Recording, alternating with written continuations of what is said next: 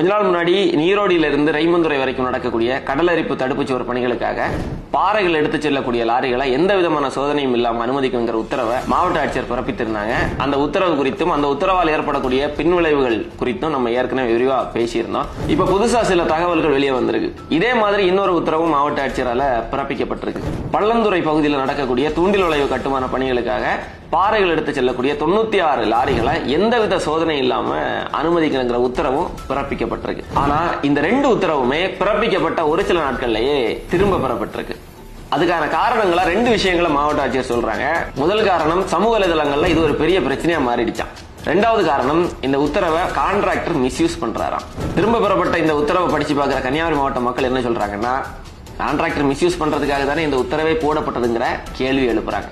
எந்த விதமான சட்ட அறிவும் இல்லாத சாமானிய மக்கள் கூட இந்த உத்தரவை படிச்சு பாக்குறப்போ இந்த உத்தரவு செல்லுபடியாகாது, சட்டவிரோதமானதுங்கிறது தெரிகிற பட்சத்துல IAS படிச்சுட்டு வந்த மாவட்ட ஆட்சியருக்கு இது தெரியாம தான் இந்த உத்தரவு போட்டாங்களா?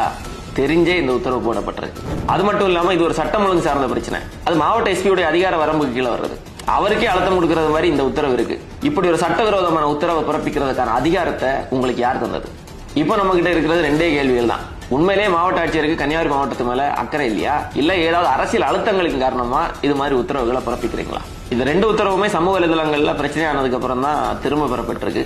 இது மாதிரி நமக்கு தெரியாம சட்டவிரோதமான உத்தரவுகள் எத்தனை இருக்குதோ.